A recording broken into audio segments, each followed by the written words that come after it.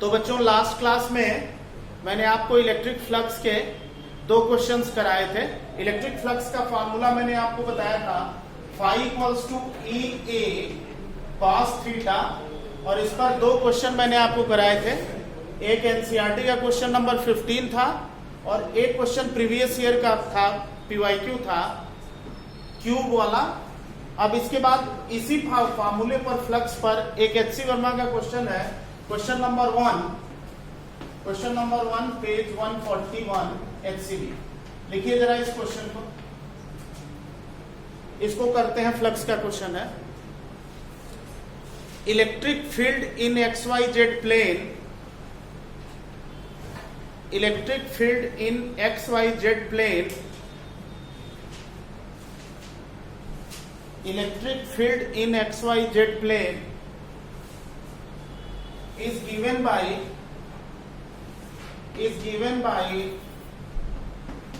E vector 3 by 5 E naught I cap plus 4 by 5 I naught 4 by 5 E naught J cap Newton per coulomb,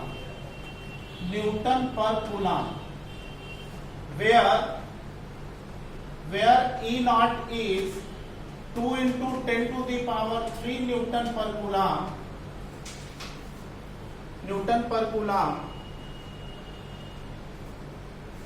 where E naught is 2 into 10 to the power 3 Newton per coulomb, then find electric flux,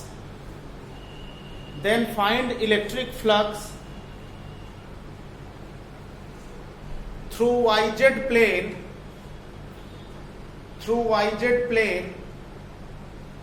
of area 0.2 meter square. Question क्या कह रहा है ये मैं आपको समझा दे रहा हूं। क्वेश्चन कह रहा है बेटा कि ये XYZ प्लेन है और इस XYZ प्लेन में जो इलेक्ट्रिक फील्ड है वो x एक्सिस के अलोंग 3/5 E नॉट है, I कैप यानी x एक्सिस के अलोंग। x एक्सिस के अलोंग जो फील्ड है वो है 3/5 E नॉट न्यूटन पर कूलम, और y एक्सिस के अलोंग कितनी फील्ड है j कैप के अलोंग 4/5 E नॉट, यानी y एक्सिस के अलोंग फील्ड है, electric field is along y axis 4/5 E not. This electric field is given. तो कहता है कि उस YZ प्लेन का फ्लक्स निकालिए। जैसे ये YZ प्लेन हो गया, ये YZ प्लेन है, इस YZ प्लेन का फ्लक्स निकालिए। अगर इसकी एरिया जो है 0.2 मीटर स्क्वायर, अगर इस YZ प्लेन की एरिया अगर 0.2 मीटर स्क्वायर है तो इसका फ्लक्स कितना होगा इस इलेक्ट्रिक फील्ड में। देखो बेटा, आप जानते हो कि YZ प्लेन जो है उसका नॉर्मल एरिया वेक्टर इधर होगा, इसका नॉर्मल एरिया वेक्टर इधर होगा। जैसे ये YZ प्लेन है तो इसका नॉर्मल आउटवर्ड एरिया वेक्टर इधर होगा। तो ये जो एरिया वेक्टर है, ये जो YZ प्लेन है, इस तरह से इसका एरिया A है और एरिया वेक्टर इसके नॉर्मल आउटवर्ड एरिया वेक्टर अगर A वेक्टर है तो इस फील्ड और इस एरिया वेक्टर के बीच एंगल 0 डिग्री होगा और इस फील्ड और इस एरिया वेक्टर के बीच एंगल 90 डिग्री होगा। तो अगर हम फाई x की बात करें x एक्सिस के अलोंग, तो आप लिखेंगे E A cos 0 डिग्री या EX, और EX है कितना 3/5 E not into A cos 0 की वैल्यू आप जानते हो बेटा, E नॉट की ये वैल्यू आप यहां पुट करिए और एरिया की वैल्यू 0.2 पुट करिए, you will get flux through this YZ plane. कितना आएगा सॉल्व करके बताइए। E नॉट की वैल्यू 2 into 10³ रखिए और A की वैल्यू 0.2 रखिए बच्चों, तो फ्लक्स अलोंग x एक्सिस की वैल्यू आ जाएगी, कितनी आएगी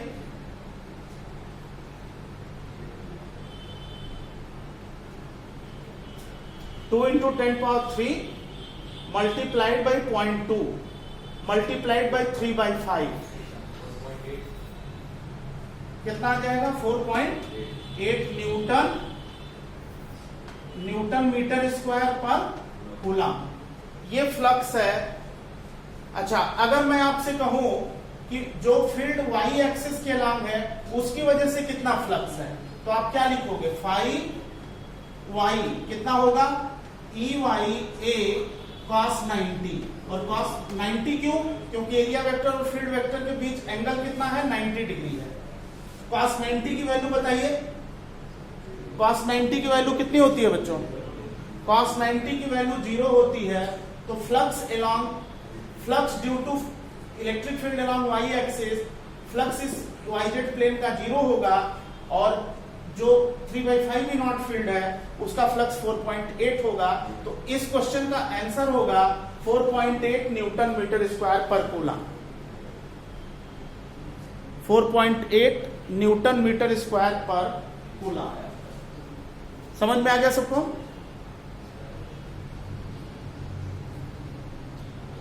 सर वो 2.4 into 10 का स्क्वायर होगा शायद 4.8 वाला। कहाँ पे? जो 4.8 लिखा है इसमें वैल्यू कैलकुलेशन मिस्टेक बोल रहे हो? हाँ। तो कैलकुलेशन मिस्टेक ठीक से करो। 3.5 2 into 10 to the power 3 into 0.2 कितना आएगा ये? 240 कितना आ रहा है? 240 आ रहा है, सबका आ रहा है? हाँ सर, यस सर। तो 240 न्यूटन मीटर स्क्वायर पर कूलम, यही होगा ना? 240 न्यूटन मीटर स्क्वायर पर कूलम। इसका आंसर एक बार मैं देख लेता हूं।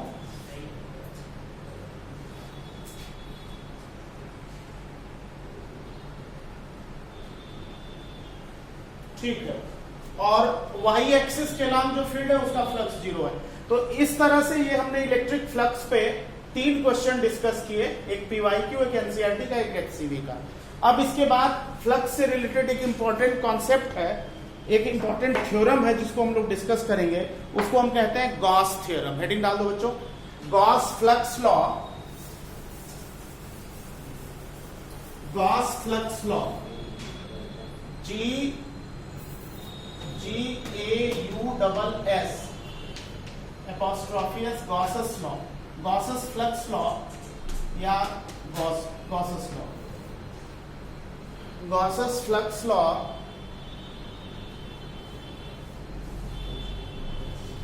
इसको गॉस थ्योरम के नाम से भी जानते हैं, गॉस फ्लक्स लॉ को गॉस थ्योरम के नाम से भी जानते हैं। इसका स्टेटमेंट लिखो बच्चों, इसका स्टेटमेंट लिखिए, electric flux through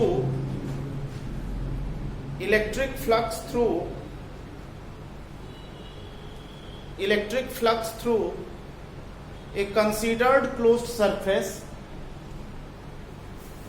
electric flux through a considered closed surface, electric flux through a considered closed surface enclosing a charge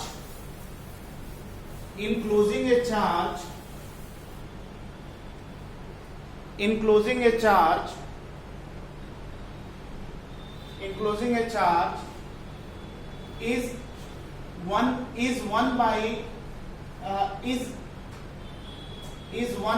epsilon naught times of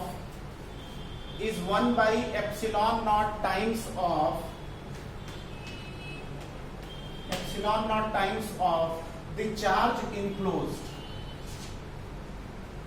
1 by epsilon naught times of the charge enclosed, जैसे suppose कर लो बेटा, ये कोई closed surface है, इसके अंदर कोई charge small q है। अगर हम एक स्मॉल पैच कंसीडर करें, फ्लक्स में हमने आपको बताया था, इस पैच के लिए अगर फील्ड वेक्टर ये है और एरिया वेक्टर ये है इसका, और दोनों के बीच एंगल अगर थीटा है, तो हम गॉस थ्योरम कहता है कि इस क्लोज्ड सरफेस का flux phi 1 by q by epsilon naught होगा, जहां q क्या है, इसके अंदर इनक्लोज चार्ज का मैग्नीट्यूड है। अगर इस सरफेस के अंदर ज्यादा मैग्नीट्यूड का चार्ज इनक्लोज होगा तो इस सरफेस का फ्लक्स, इसका फ्लक्स ज्यादा होगा, यानी इससे जो फील्ड लाइंस निकलेंगी नॉर्मली वो ज्यादा होंगी। इफ क्यू वेरी स्मॉल, अगर क्यू बहुत कम है तो इसका फ्लक्स कम होगा, कम लाइंस इससे बाहर निकलेगी। This is Gauss theorem. किसी भी क्लोज सरफेस का फ्लक्स उसके अंदर इनक्लोज्ड चार्ज के मैग्नीट्यूड पे डिपेंड करता है। ये गॉस थ्योरम का स्टेटमेंट है और ये गॉस थ्योरम का फॉर्मूला है गॉस लॉ का, phi is equal to q by epsilon naught। Epsilon not आपको मालूम है 8.85 10 to the power minus 12, बताया है पहले। तो अब गॉस थ्योरम का स्टेटमेंट तो हो गया, इसका प्रूफ कैसे करेंगे? State and prove Gauss theorem. Question इस तरह से बनता है, state and prove Gauss theorem. तो इसका प्रूफ ऑफ लिखो बच्चों,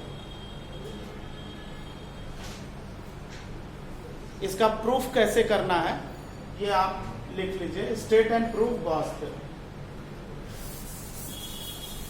इसका प्रूफ लिखिए।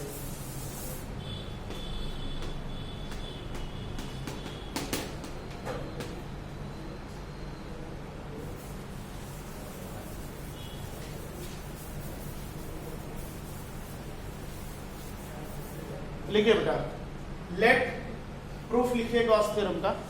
Late reference point P, let reference point P at distance small r, let reference point P at distance small r from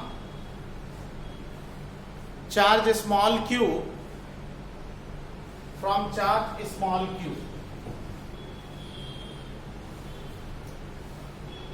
ये Q चार्ज है या R distance पे ये पॉइंट है। लिखो बेटा, late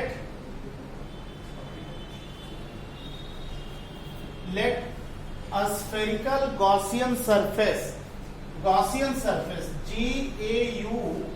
GAUSSIAN, let a spherical Gaussian surface, let a spherical Gaussian surface passing through the reference point P, passing through the reference point P, passing through the reference point P, enclosing the charge,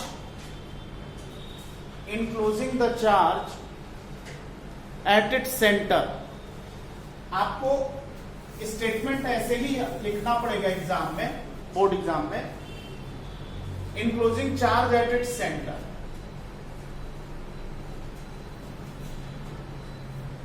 देखिए बेटा, charge इसके centre पे ले लिया और point से Gaussian surface पास हो रहा है। ये गॉसियन सरफेस है जो पॉइंट से पास हो रहा है, चार्ज इसके सेंटर पे लाई कर रहा है।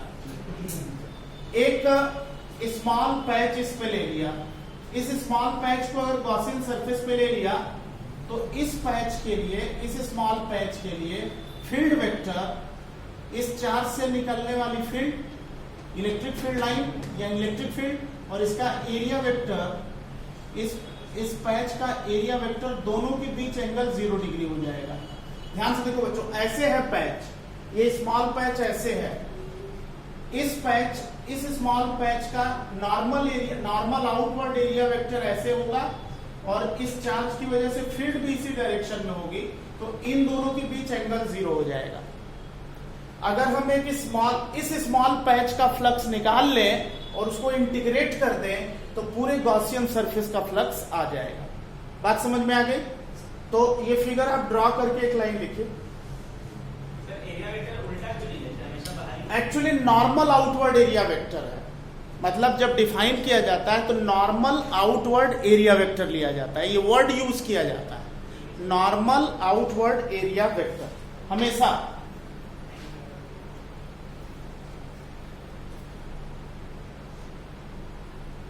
डन बेटा, drawn the figure.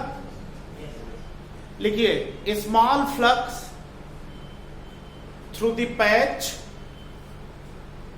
Small flux through the patch is, small flux through the patch is d phi equals to EDS cos 0 degree। y0 degree because E and ds both are in same direction. This is flux through single patch. This is flux through single patch. So what is total flux through the whole Gaussian surface? Integration. Write down. Total flux through the whole Gaussian surface. Total flux through whole Gaussian surface is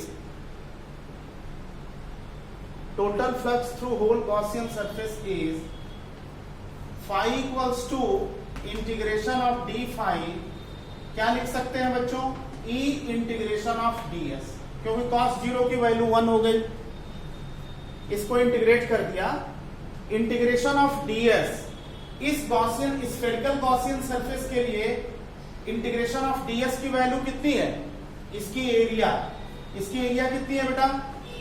इसकी area है 4 pi R square. कोई दिक्कत?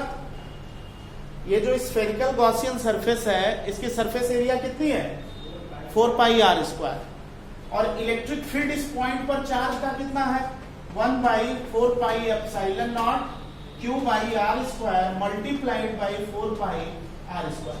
4 pi R square cancel हो गया, तो Q by epsilon naught Gauss theorem इस तरह से डिराइव हो गया. Prove. State and prove Gauss theorem. Statement के बाद ये प्रूफ है.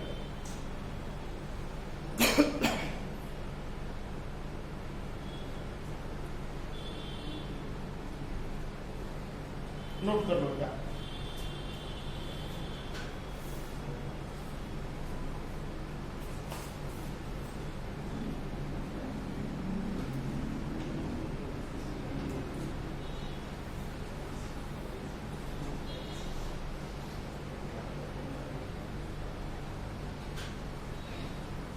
Done, beta? Done, noted? Yes, sir. So this was the derivation of Gauss theorem, proof of Gauss theorem. एक सिंपल सा क्वेश्चन लिखिए इस पे. एक क्वेश्चन लिखो. ये सिर्फ स्फीयर के लिए होगा हमेशा या फिर सबके लिए? नहीं, वो अलग अलग होगा. लाइन चार्ज होगा तो सिलिंड्रिकल गॉसियन सरफेस होगा, और अगर पॉइंट चार्ज होगा तो स्फेरिकल गॉसियन सरफेस होगा. वो डिपेंड करेगा कि चार्ज का नेचर कैसा है. आगे अभी डेरिवेशंस आएंगी तो बताऊंगा वहां पे. फिलहाल ये डेरिवेशन तो समझ में आ गई ना?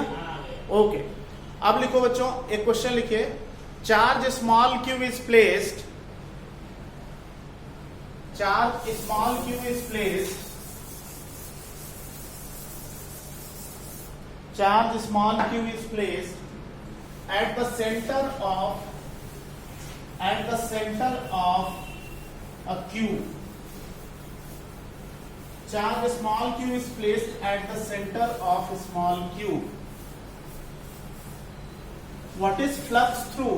What is electric flux through whole cube?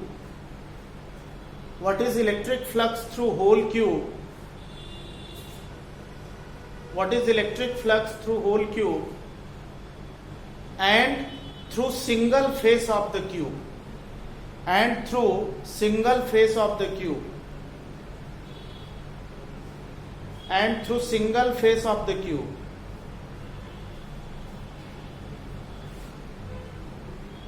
देखिए बेटा, ये क्यूब है और इस क्यूब के सेंटर पे चार्ज स्मॉल क्यू लाई कर रहा है. Charge small Q lies at centre of this cube. इसके सेंटर पे चार्ज लाई कर रहा है बच्चों. तो कह रहा है कि इस पूरे क्यूब का फ्लक्स कितना होगा और इस क्यूब के एक फेस का फ्लक्स कितना होगा. ठीक है? तो गॉस थ्योरम अगर हम यूज करें तो गॉस थ्योरम कहता है कि charge enclose divided by epsilon not is the flux. देखो बेटा, जितना चार्ज इनक्लोज है, पहला पार्ट अगर हम पूरे क्यूब का लें तो फ्लक्स ऑफ क्यूब होगा just Q by epsilon not. अब ये चार्ज क्यूब के अंदर है, Q by epsilon not. Same charge hollow sphere के सेंटर पे है, फ्लक्स सेम होगा. सेम चार्ज इस सिलेंडर के सेंटर पे है, फ्लक्स सेम होगा. यानी फ्लक्स जो है डायमेंशन या शेप पे डिपेंड नहीं करता. सिलेंडर, स्फीयर, क्यूब कोई भी क्लोज्ड बॉडी है, जितना चार्ज इनक्लोज्ड है divided by epsilon not flux है। शेप पे या डायमेंशन पे फ्लक्स डिपेंड नहीं करता, ये बात आपको याद रखनी है, ठीक है ना? इज दिस क्लियर और नॉट? तो अब यहां पे क्वेश्चन ये बनता है कि अगर किसी स्फीयर के अंदर चार्ज है सेंटर पे और स्फीयर का रेडियस बढ़ा दे तो फ्लक्स में क्या चेंज होगा? क्या आंसर है? इस स्फीयर के अंदर चार्ज Q है तो इसका flux Q by epsilon not है। इसके रेडियस को डबल कर दे तो फ्लक्स में क्या चेंज होगा? कोई चेंज नहीं होगा, क्योंकि रेडियस डायमेंशन बढ़ने से फ्लक्स में कोई चेंज नहीं होगा। रेडियस बढ़ेगा घटेगा कुछ भी हो, flux will remain same. Cube cylinder sphere flux same. तो इस पर्टिकुलर क्वेश्चन पे आते हैं जो मैंने आपको दिया था उसका सेकेंड पार्ट लेते हैं। Flux through one face, flux through one face of the cube क्या होगा बच्चों? पूरे क्यूब का फ्लक्स तो क्यू बाई एप्सिलॉन नॉट है, एक फेस का फ्लक्स कितना होगा? इस क्यूब में कुल कितने फेस है बच्चों? 6 फेस। तो 6 फेस का फ्लक्स इतना है, तो एक फेस का कितना होगा? Q by 6 epsilon not. This is answer. Flux through single phase is Q by 6 epsilon not. Is this clear? ठीक है ना, समझ में आ गया? ओके। इसी क्वेश्चन को दूसरे तरह से लेते हैं। ये जो चार्ज सेंटर वाला है इसको कॉर्नर पे रख देते हैं। ये जो चार्ज सेंटर पे था उसको कॉर्नर पे रख देते हैं। अब पूरे क्यूब का फ्लक्स और एक फेस का फ्लक्स क्या होगा? बताइए, सोच के बताइए। बताओ बच्चों। चार्ज सेंटर से हटा करके कॉर्नर पे रख दिया, तो पूरे क्यूब का फ्लक्स बताइए और एक फेस का फ्लक्स बताइए। सोच के बताइए।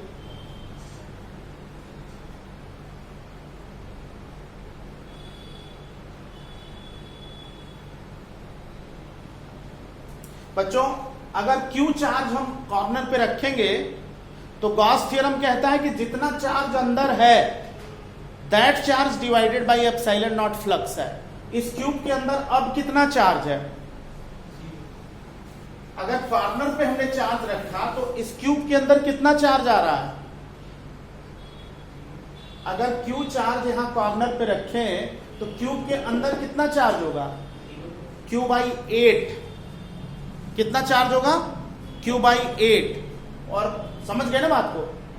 भाई अगर शायद तुम लोगों ने कहीं पढ़ा हो कि क्यूब के कॉर्नर पे अगर स्फीयर लाई करता है तो स्फीयर का 1/8 पार्ट जो है, सॉलिड स्टेट केमिस्ट्री में भी पढ़ा होगा, जो क्रिस्टल स्ट्रक्चर होता है क्यूबिक क्रिस्टल स्ट्रक्चर है, मॉलिक्यूल अगर लाई करता है तो वो मॉलिक्यूल 8